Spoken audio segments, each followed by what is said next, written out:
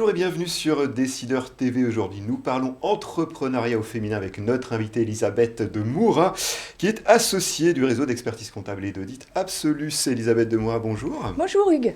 Alors, la part des femmes dans le paysage entrepreneurial semble augmenter. Est-ce que c'est un constat que vous faites également? Oui, tout à fait.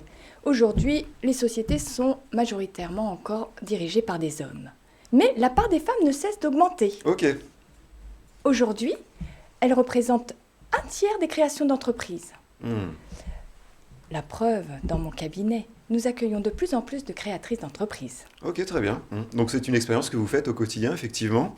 Et alors, d'après votre expérience, les femmes sont-elles meilleures gestionnaires d'entreprise que les hommes? Oui, elles le sont. Ok. Mais ce n'est pas selon moi, ce sont les statistiques qui le disent.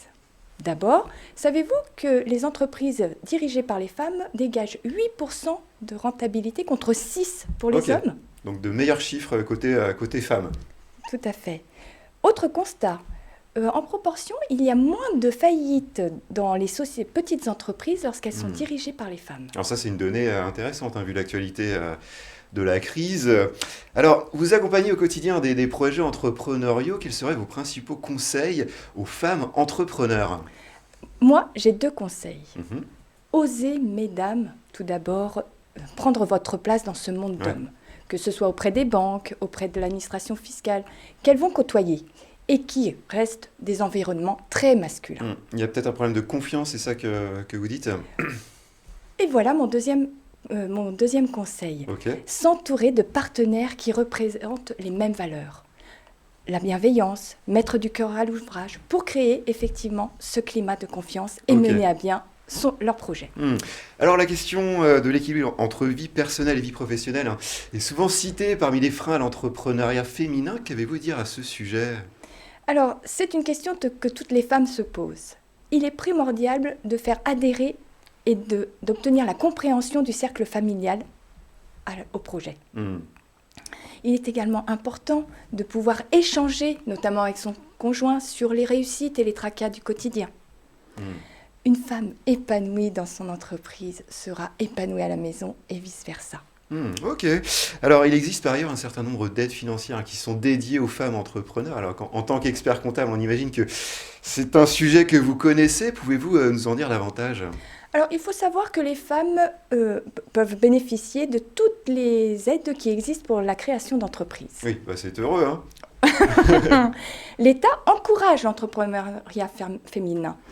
Preuve en est, le 8 mars dernier, c'était la journée de la femme.